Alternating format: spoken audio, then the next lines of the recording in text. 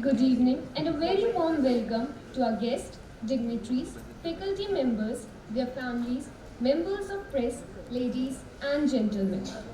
It has been said to live life is to live full of humility, gratitude, intellectual curiosity, and never stop learning. Keeping these two words in mind, I, Manika Keswani of PGP 2224, and I, Vartika Srivastav of PGP Batch 2224, on behalf of IIM Raipur, welcome you all to the fourth chapter of IIM Raipur's intellectual series, Gyan Varsha, presenting rock stars of India. The series brings together academia, industry, and purpose-driven speakers in an informal, intellectual, and social environment.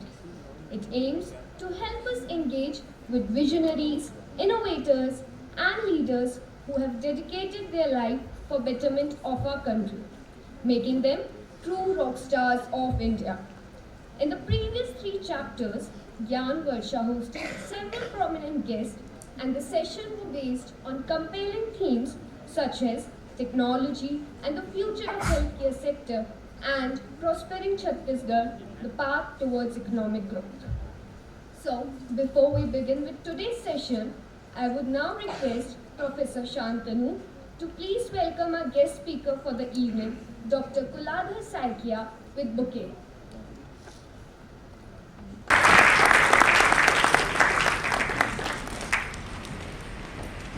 The theme for today's Gyan Varsha discussion is Journey from Center to Margin, Challenges in the Service Delivery.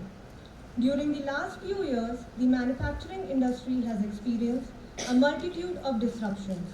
One major strategic shift that is occurring across industries today is the implementation of services. The products in the traditional manufacturing industry have become more connected, forcing them firms to provide services. But the critical issue for companies seems to be that firms fail to change their strategy. Companies need to have a clear approach of becoming more service focused, and firms will need to rethink their business model. So, today our discussion would be centered around this. It is my honor to introduce our guest, Dr. Kuladhar Saikia, who is an ex-officer of Indian Police Service and had retired in 2019 as Director General of Police. He has been awarded President's Police Medal twice for his outstanding contribution to policing. He initiated and became the nodal officer of Assam Police Community Empowerment Initiative called Project Prahari. He is also one of the founders of Economic Policy Research Group called Assam Prakalp. Apart from that, he has been awarded the prestigious Katha Award in 2000 and Sahitya Academy Award in 2015 for his short stories, and also being elected as President of Asam Sahitya Sabha in January 2020. Sir is a prolific writer and has many literary work under his wing. We are delighted that Sir has brought a few of his books for our institute. I request our Director Sir, Professor Ram Kumar Kakani, to accept the precious gift on behalf of the institute.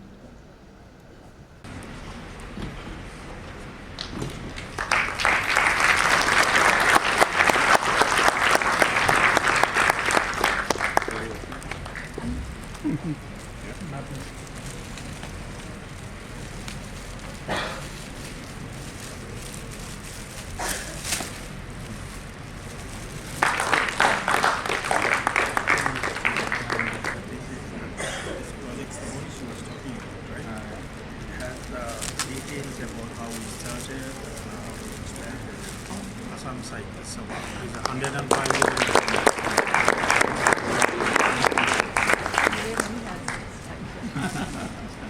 I request our guest to enlighten us. Sir, the stage is all yours.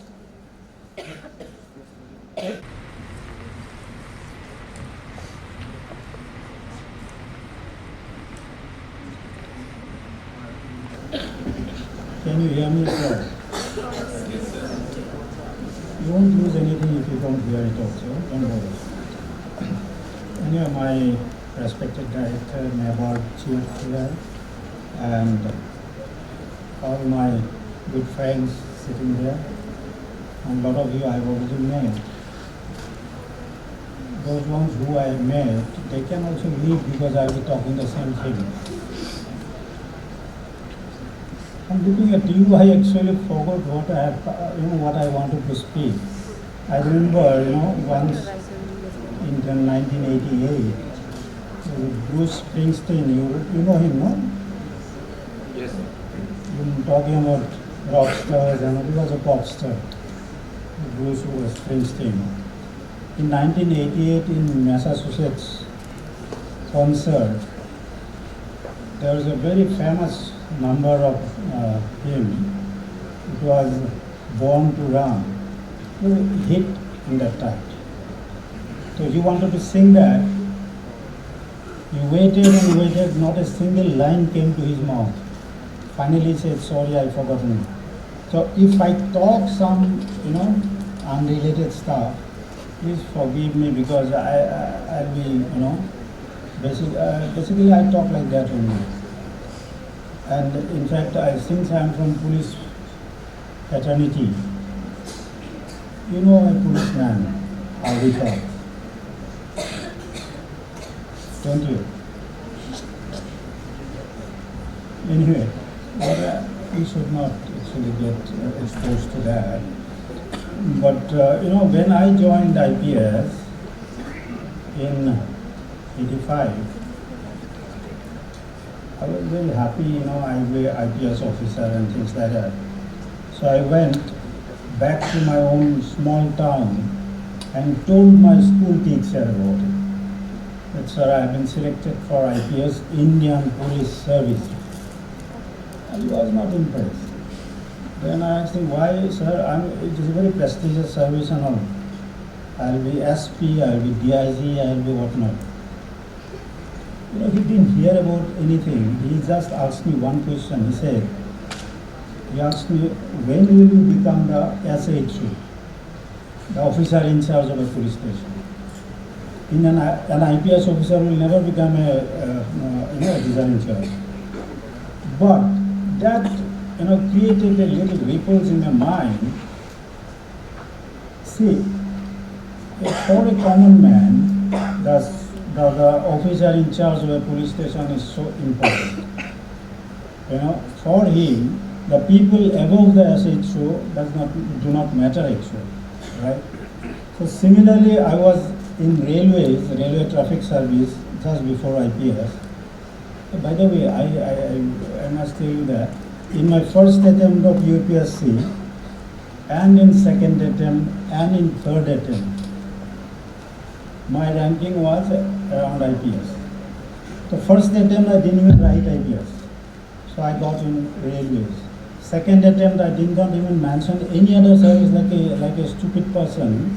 I wrote about again IRTF, I don't know why. So I again got IRTF. Finally I didn't join police till the third attempt. Twice I rejected it and finally I came to IPS. So what I mean to say is when in the railways also I realized the station master is so important. That had given me an impression, the whole concept of center of power or center of influence has to be redefined in such a manner that, it's a relative term basically, because for a station master, it is his own area, the people around him, the customers. For a station officer of a police station, his peripheral people are different than from a superintendent of police and then from a DGP, which I became towards the end of my service. So when I mentioned about merging and the center I meant basically a person in focus, the people who are in the focus for whichever reason. Like, you become a sales officer somewhere in some corporate house, and tomorrow you will have different type of peripheral people and things like that. So my idea was, how we can move from the central focus to the peripheral people who we are going to serve, right? So that was one issue I thought I would speak out here. And when I was told by Ram, that Director Ram, that you can choose your own topic because this is intellectual series. It was very difficult for a policeman to claim that he is an intellectual person, right? There is no way. In fact, I do not know if you have read that book called by Louis Huxley, The Brave New World. Have you heard of Brave New World? Huh? Very good. At least you have heard, no? In Brave New World, Aldous Huxley has talked about a world, futuristic world, where the people will be classified differently. Say alpha people, beta people, gamma people, delta people. At the end, delta people, the last line of people. All the good works will be done by alpha people, meaning A category people. Then slowly and gradually the type of functioning comes down to delta people. So what will the delta people do? He said these are the people who do not like books, they do not like good things about life. These are the people who do not like beautiful things in the world. So these are the qualities of delta people. What do they do? Then the book says the delta people will be the policeman. So I belong to that category. I don't know why the director has called me intelligent in the intellectual series. So I'm sure for a time being, keep it in mind that look, I belong to that category. Now, very often a policeman feels that the society doesn't accept him whichever way. See, I was taking a class at ISB some time back. Then I was teaching. Then a friend of mine later on told me that one worker, he was looking through the window and the other worker was asking him, "Ye aadmi kaun hai?" Towards me. I was speaking there, so he was, "Ye aadmi kaun hai?" Then the other worker said, "आदमी कहाँ है?" Then he said, "नहीं, ये जो बोल रहा है वो तो आदमी थोड़े है, वो तो पुलिस वाला है." A policeman is not a man. They are of different categories. So when I joined police service, I realized that there are a lot of challenges in this job. In fact, not only in police service, wherever you go, you will find that new things that basically the perception. How to transform this perception is a very big issue in front of all of you. See, you do a lot of good work for a company in terms of after sales service, in terms of customer care and whatnot. But people will say, "Oh, ये तो fan बेचने वाला है." That type of perception they would like to give. So on top of that, you have to function. So my idea was how I can change the perception of police people, and that is how I started my job. So why I'm bringing in all this, because if I feel that I'm in the center and I don't bother about what people in the periphery have been talking about me, how they have been perceiving me as somebody who can deliver service. It depends on that, how well they are perceiving you. So this is how one can, this type of challenges you will see everywhere. But what is the second point? Second point is when you want to bring any change in your organization, you will see that a lot of time we think in terms of a disintegrated whole. See, here in police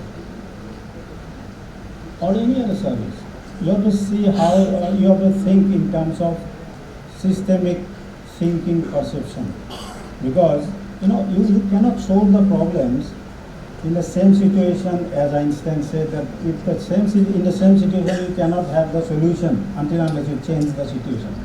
So here when I was first posted as a sub-divisional police officer in a particular subdivision which was crime infested in my state, I was finding that I have not much police force behind me. But it was a huge subdivision. How to tackle this? Then I was trying to think how, with a small percentage of police force you can function better. One way was to innovate, right? How you can innovate your working style. I found that the crime, when it takes place, it has a seasonal variation. When there is a lot of rainfall, then the crime is less. When there is a flood, crime is less. You know why? Because in flood situations, when the road communications are broken, the criminals do not have the escape routes, right? So that is how I decided that I'll change the police people accordingly. Where it was more rainfall, I'll take away the police people to other areas.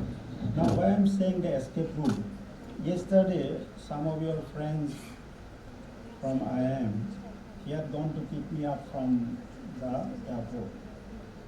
He was telling me on the way, "Sir, you write." I said, "Sort of."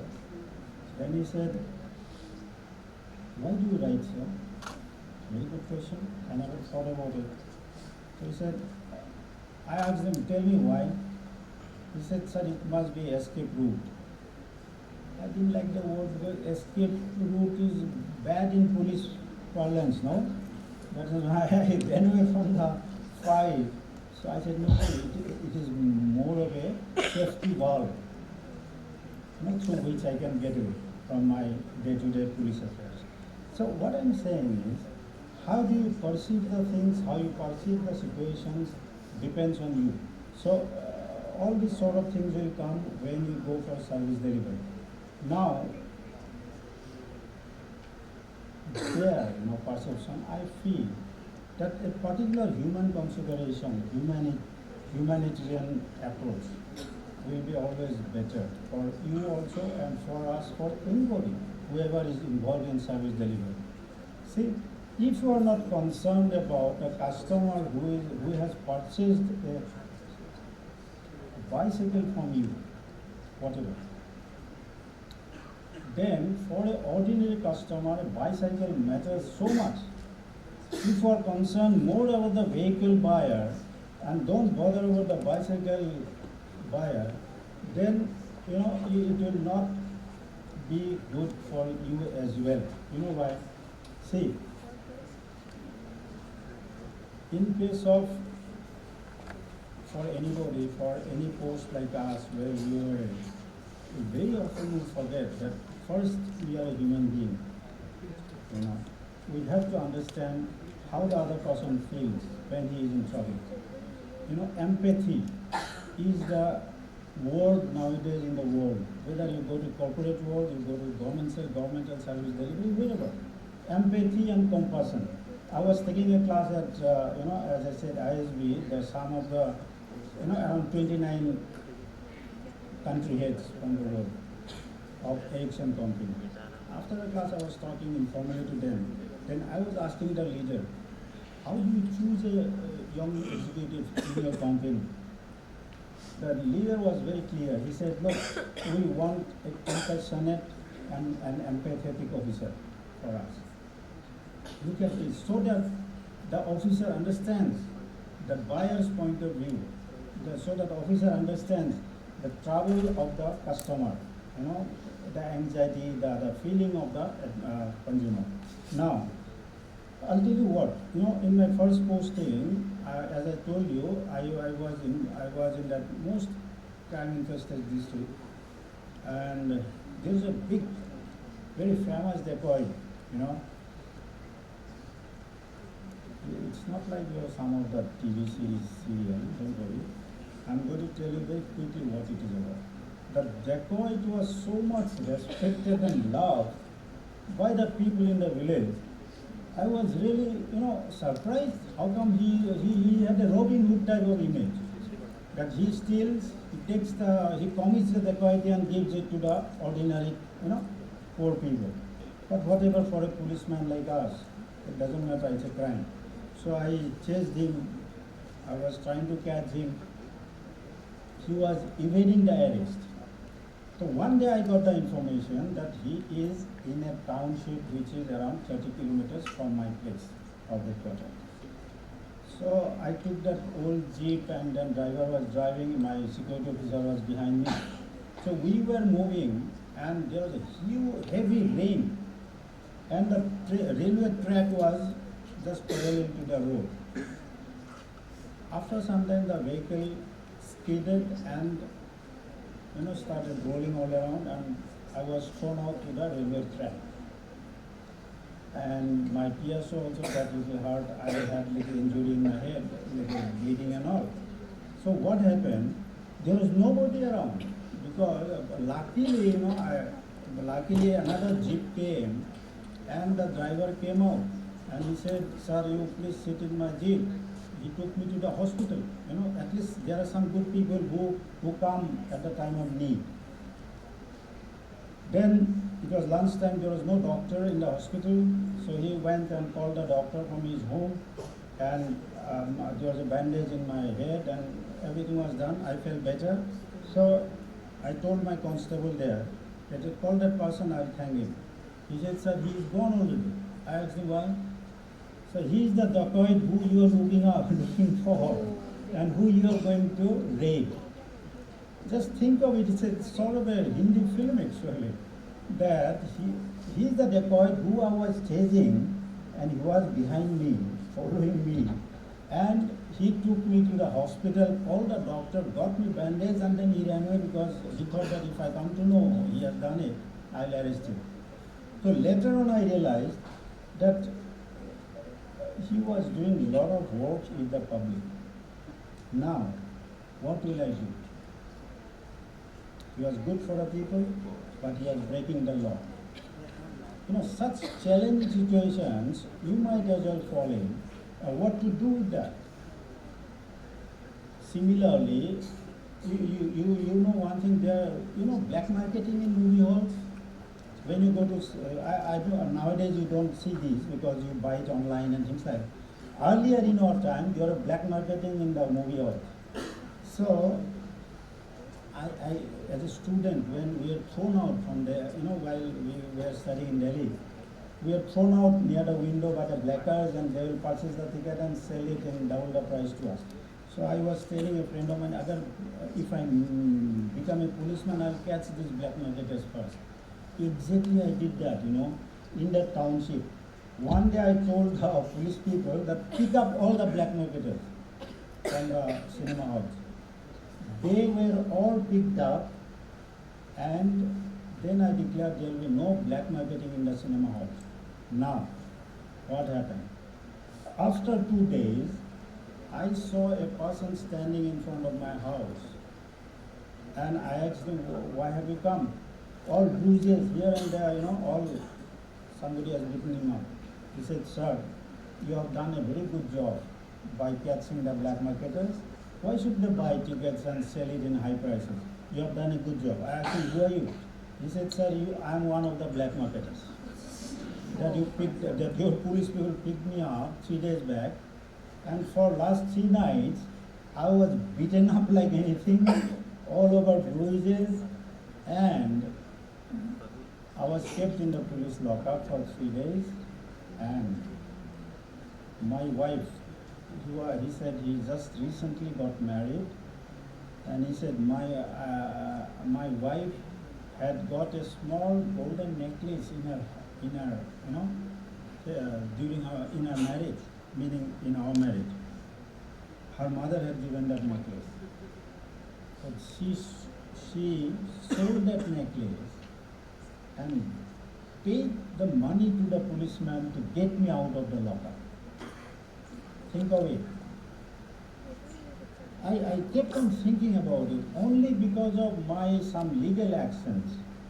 A family of his, some wife had sold her only possession to somebody so that the husband gets released.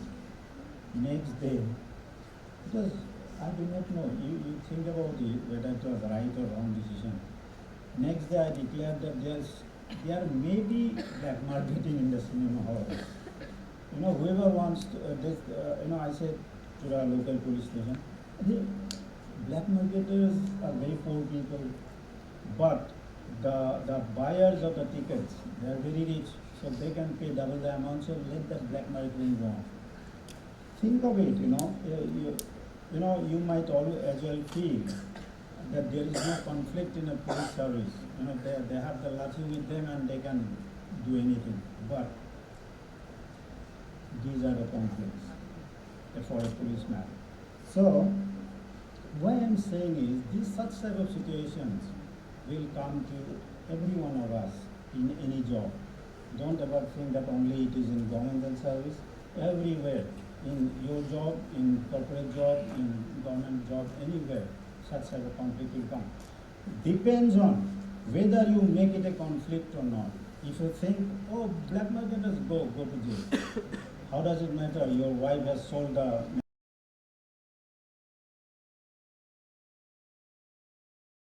necklace, how does it matter to me, right? So, when a compassionate sales executive or a government official think about delivering the service, has to think about all these dynamics, I believe. This is what I think we must remember.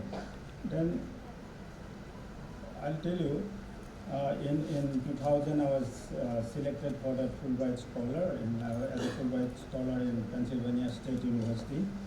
I was a Fulbright Scholar in US for a year. So after that I joined as a consultant in World Bank in Washington. Now, there I was making a project, a paper of mine, a research paper, on how the community decisions or community activities, right, can bring in change, whether anybody can be a change agent in the society. All right. So this is how I was, preparing and presenting in World Bank. When my term finished, I came back from Washington to Guwahati, and when I reached Guwahati, I was given the posting order as DIG Kuladhar. See the transition from Washington to Kuladhar. This is what was offered by the service. So I went there. One thing, in a district like Kuladhar, and mostly the tribal district, in the villages, you will have twin problems. One is the terrorist activities, right? It was an international border.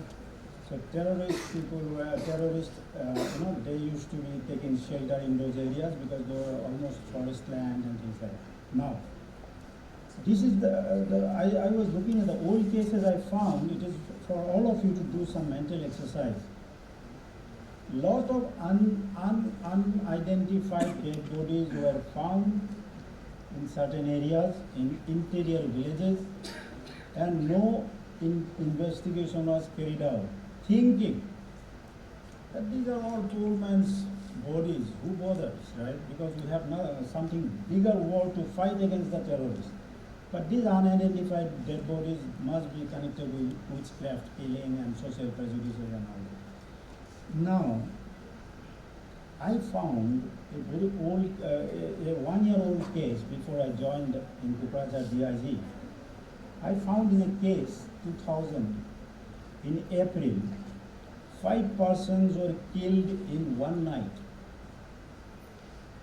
5 persons were killed in one night in the belief that these 5 persons were involved in doing black magic, right? In the sense that they were witches. Got my point? So, the villagers, they decided that we'll meet tonight, and whoever is the culprit, what culprit? Why? What crime they have done, these 5 persons? It was believed that the village having drought, and it is all because of these 5 persons. The village children were suffering from unknown diseases, and everybody believed that this is because of these 5 persons. Alright? All ominous things were happening because of these 5 persons. So the villagers came together, they had some puja at night, and finally all of them decided that these 5 persons are the witches and we have to kill them. They were chased, they were beaten up, and they were cut into pieces. 5 persons were cut into pieces, their every part was buried in different places. You know why? The belief was that if they are buried as a body, then it will come up again, middle of the night as human being or whatever. So that is why they are buried separate. Interesting point is, in that killing, even the son and daughters participated. Can't be more tragic than this. So when I read about this particular case, I thought that something needs to be done differently, not through that traditional policing way. So I thought about and started talking to different people, and I realized that we will have to go for a separate strategy altogether. Now,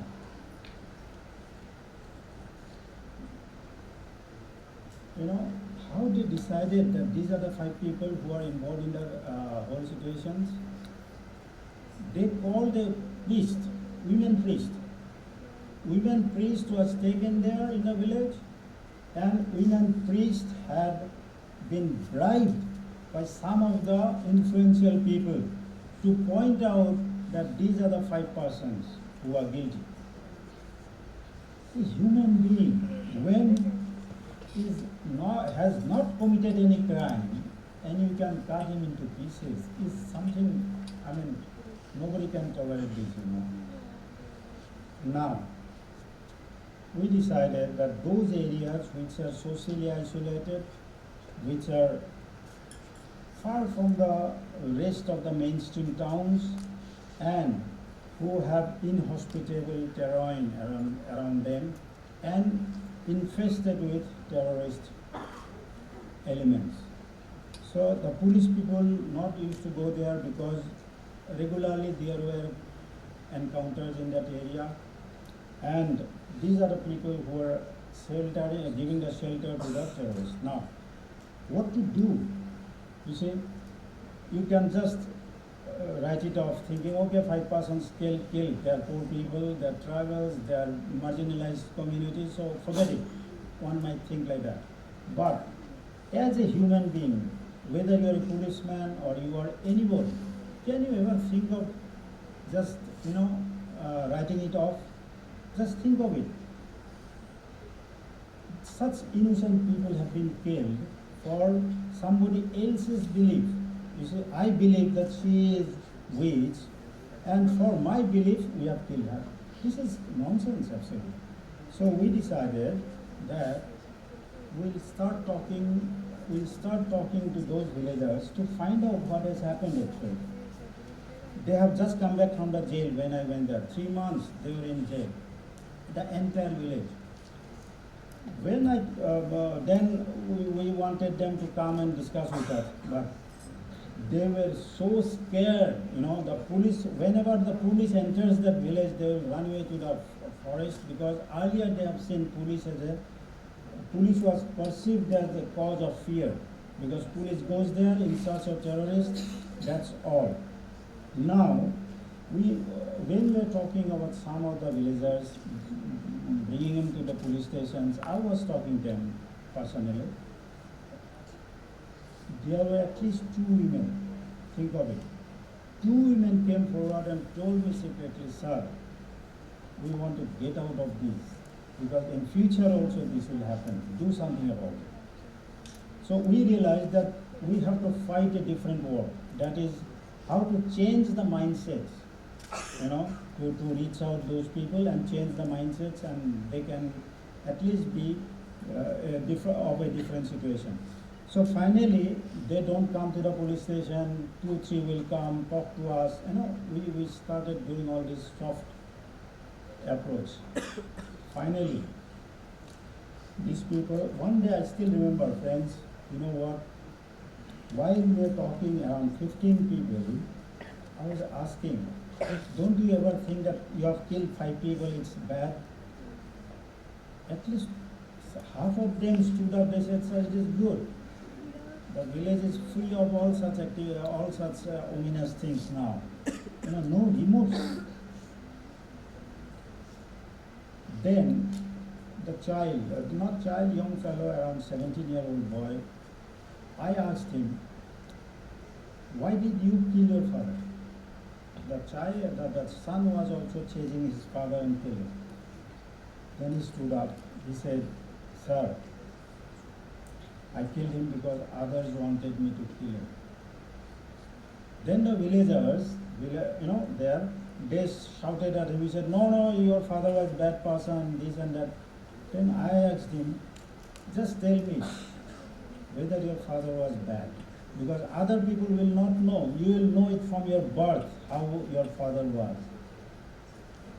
Can you believe it? He stood up again. He said, sir, my father was the best person I've ever found in my life.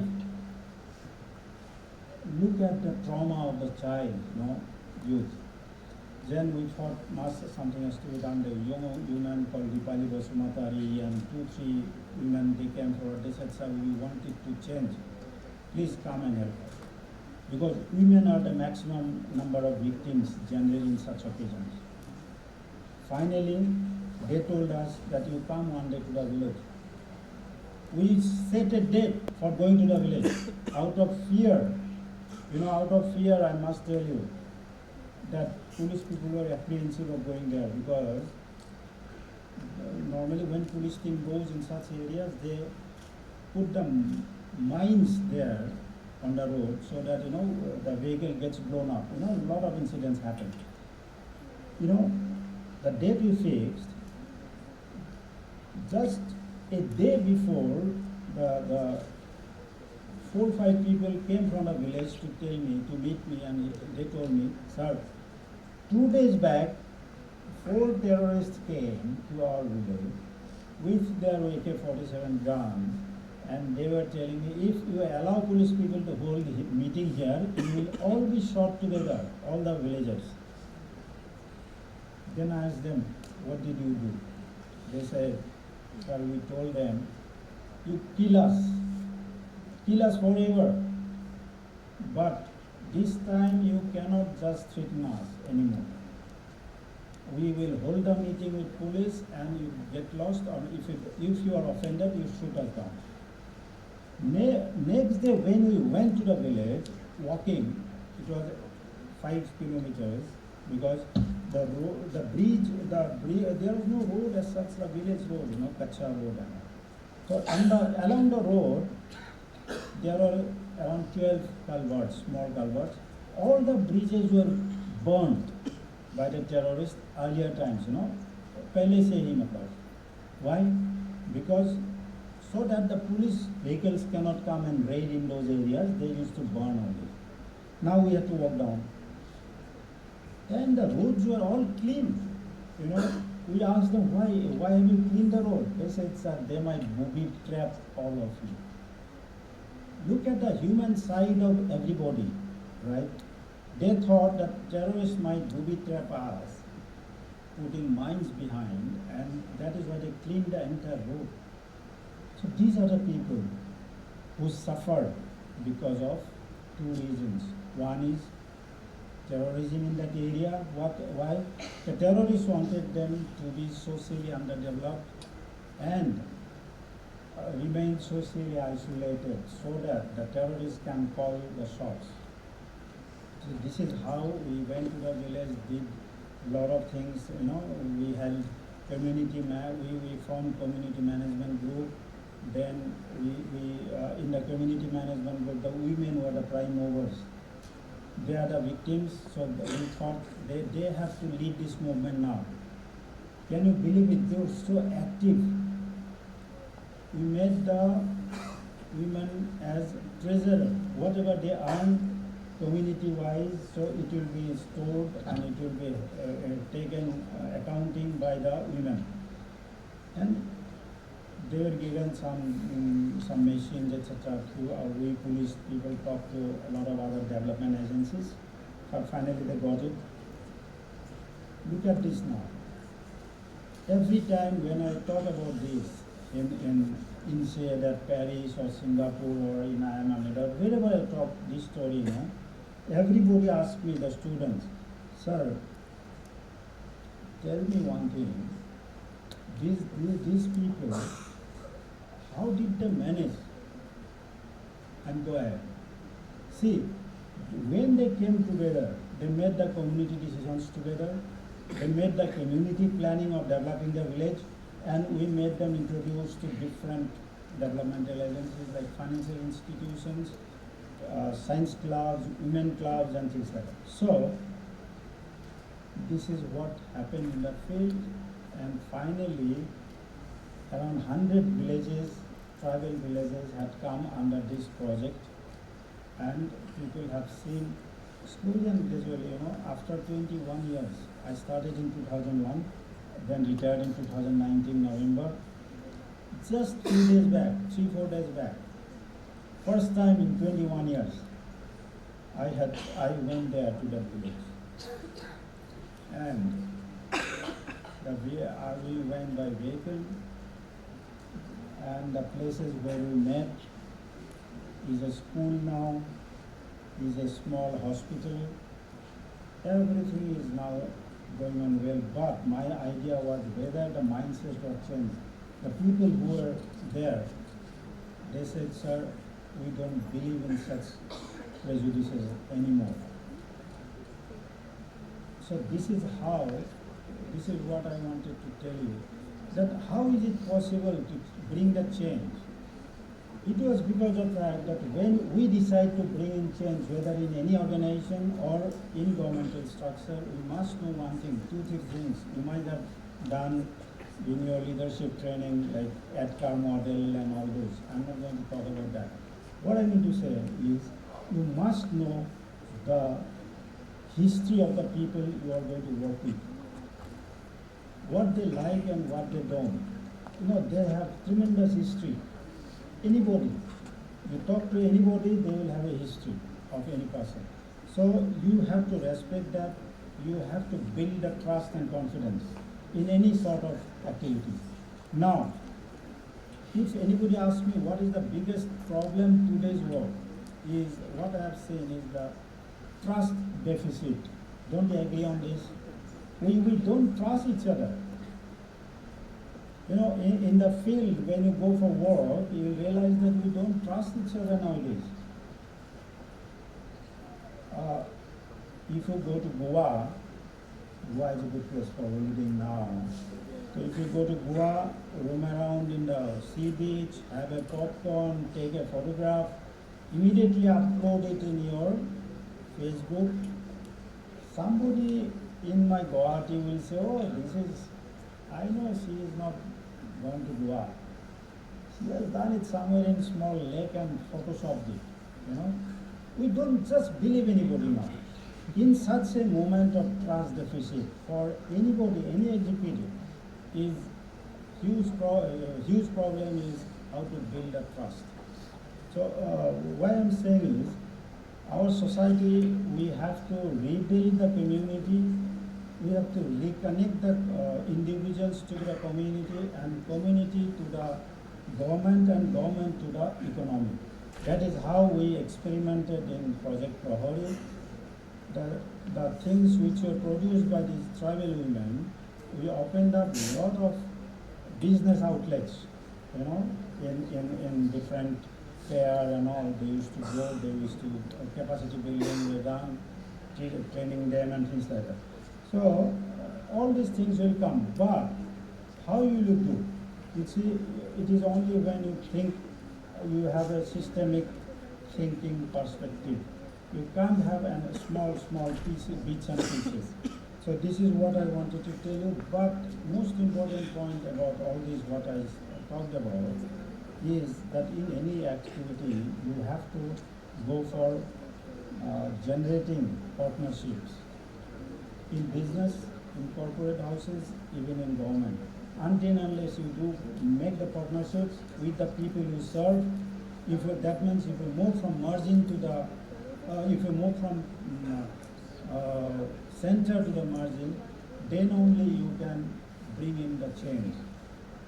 Why I'm saying it? Recently, myself and my son had written number of articles in Economic Times together, both myself and my son, on such issues. You know how things have got interconnected and how we have to go beyond digital, because now we have become so much so dependent on providing everything through digitalization, we have forgotten the human touch altogether. The end product, how it is and how the human will carry forward, it depends on human touch. So these are certain issues probably I wanted to tell you today. And I was told by Ketan, I believe. No, Ketan is here. Huh? Ketan was telling me, sir, you can talk about your literary journey as well. Huh? You are telling me. No, but before I tell you that, let me tell you one thing. What is very important for all of you is whatever hobby you have as on today, please take it forward during your service life as well. Don't ever think that I work till from morning 9 o'clock to night 12 o'clock, so I can't play guitar now, I have no time. But please don't do that. You know why? That will be acting as a safety valve again. You know, anxiety, stress, all will go only when you keep following your hobby. So because say I was representing India in London Book Fair, right? Book fair, World Book Fair in London. So there, the general question to me was, how come a policeman like you, 24/7, are involved in literary activities? Where do you get your time? Right? That was the first question in almost all the book fair of literary festival I attended, Goa, Shimla and all that. Now, time is elastic anyway, you can manage if you want to. So, I have written around 27 books during my service days only.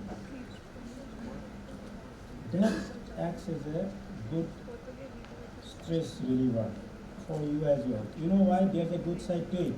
A very recent study I've read a few days back.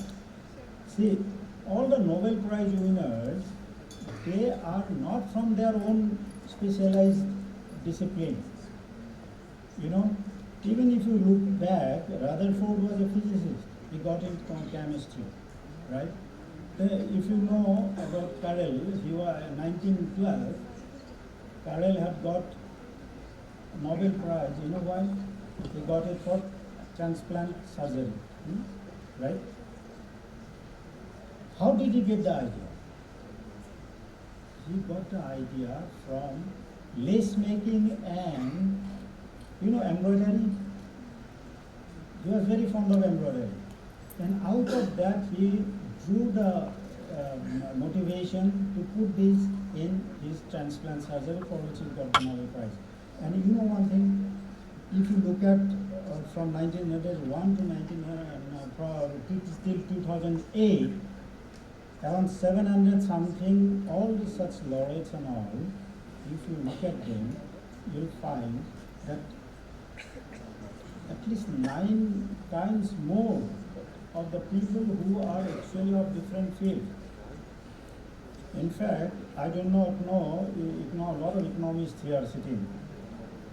You ask him, there's a person called Simon, you know, Simon got Nobel Award in 1987 or something in economics. So Simon was saying that I draw a lot of inspirations from my hobbies. Got my point? So that is the issue, you know. In fact, even amongst the scientists, they have said that lot of scientists have got more probability of patenting their items if they draw it from their own hobbies. See, that is why you must follow your hobby. Not to get Nobel Prize, more than that probably. I have all the best for you to go beyond Nobel Prize. But that will do you one thing good again, that will keep your life moving. When you get back home tired, haggard, you will see that only when you take the guitar with you, when you take the brush with you to draw a painting, you'll feel that all stress is gone, right? This is a lot of us who are in service and write are doing it like that. And in fact, that do my literary journey, I'm talking about others only, no, Ketan? Not mine. I think it's similar for all the people who write. In fact, what will I say about my own writing? Somebody was asking me before this meeting, sir, what do you write about? If you want to know, I will talk to you later alone there, outside. But basically, in a formal occasion, I'll tell you. People call me as a writer of stream of consciousness, meaning, I'll explain it very quickly. See, you are sitting there, 10% you are giving me attention. Your brain works like that only. It's not for all of you. 10% of your brain gives attention to my speech, then suddenly something comes to your mind. Oh, I have to go back for a movie. Time is up almost, let's go. That type of thing keeps coming to you. Why? Because no human beings think in linear way.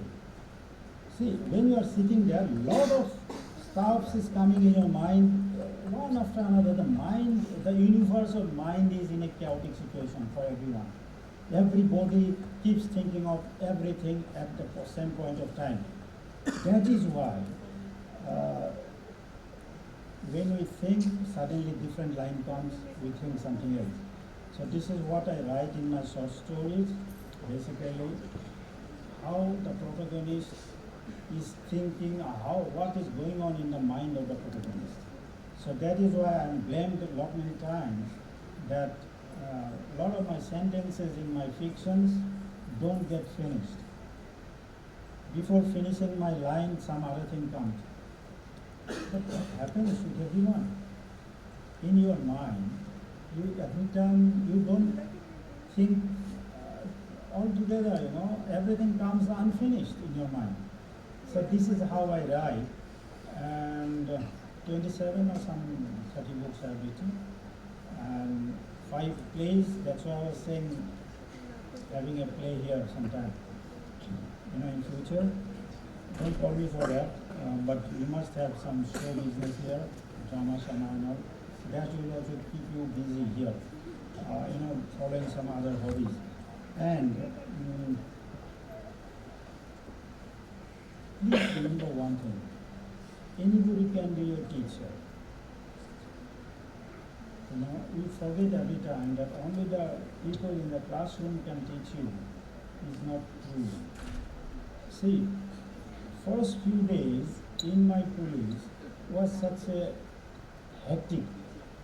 I was doing a police station training.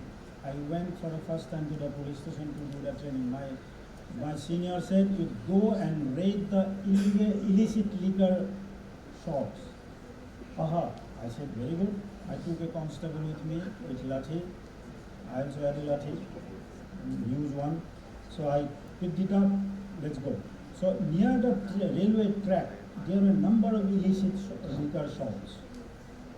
When we started demolishing those, these two, one myself and another, a very old constable, very, very old. He was about to retire 2 or maybe 1 year more. So suddenly around 100 people gathered in the railway track, all those liquor business were there, and they came in an aggressive mood. And there are, in a railway ballast, you have seen that, lot of pathers and lot of stones because of the ballast and all. So they were ready to throw us at. Then this old, I was not knowing what to do. First time I've seen such a huge crowd, picking up the stone, almost throwing us at. I didn't know what to do. Then this old constable, he came close to me, he said, "Sir, don't run away." You know what? He said, "Sir, our duty now is to chase them. See, with this stick, I can chase them all." Exactly, he alone, he chased them, 100 odd people. He said, "I'll kill you if you come forward," and everybody dispersed. Then he came back again to me, "Sir, in such challenging situation, don't run away.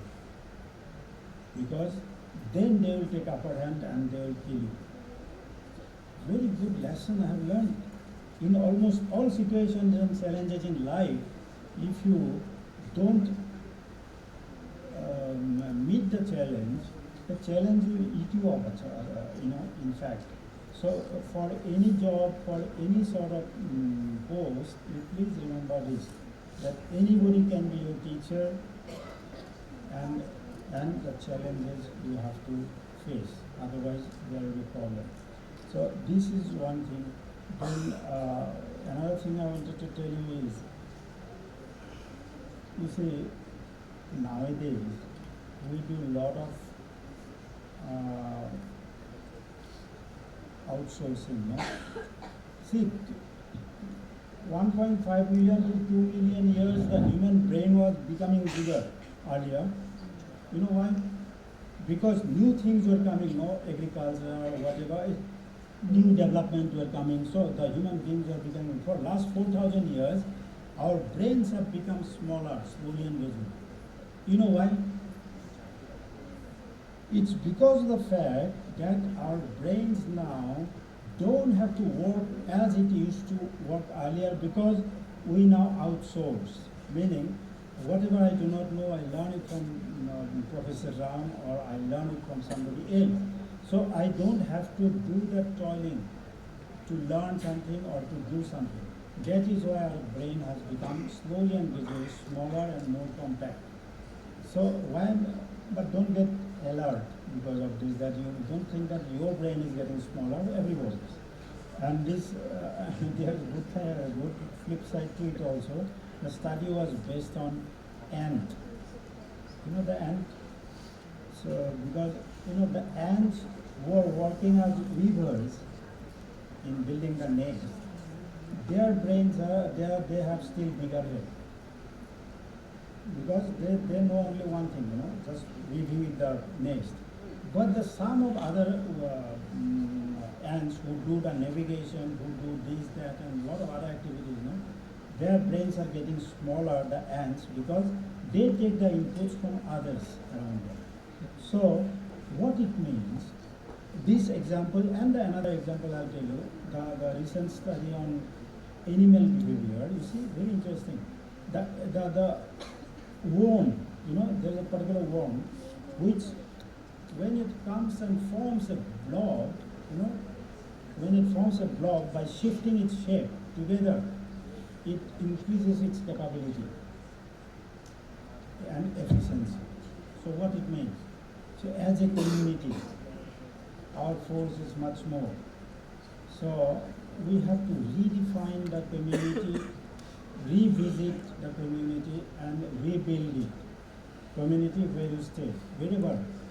That is what I felt, and even in literature also, lot many times, all these things, my life in police, and how, police, my activities in police have not been, perhaps without my knowledge, been influenced by the human side of writing.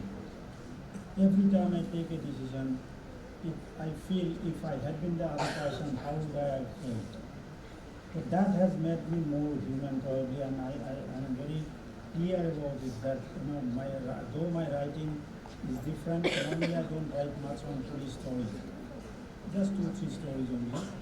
And one thing very clear, recently I had written a story on Talk with the River. The name of the story is Talk with the River. What is it about? A very youth, disappointed for different reasons, he goes to the river and he says all his worries to the river. You know why? He feels that the river has a capability of carrying everything forward. You tell the river, it will take it away. But you tell the same thing to the sea, as a sort of a tide, it will give back to you again. So there is a line in my story. It says that I would rather speak everything to a river, so that it flows down my all worries, but I will not speak to a ocean or a sea, which gives it back to me again. So these are certain things, and don't read my stories anyway. That doesn't mean that I'm trying to promote it. I have given a book to him only for his reading. And if he allows, then it will go to the library. And this is about my writing stuff. My 5 plays, as I say, one is of historical thing, another one is of, imagine a situation, you are given half an hour to live in this world, because the world is getting destroyed fully. The entire human being, entire habitat, everything is getting destroyed in half an hour's time because a big asteroid is falling on the planet. So the 4-5 persons, friends, they start talking about it, in their own home. 4 of them met and they discussed. They finally decided half an hour is left. We can speak out all our inner stories, which we kept it secret for ever. Because after half an hour, nobody will be there to follow it up. So they, while speaking within that half an hour, they were still thinking, if somehow the world gets saved,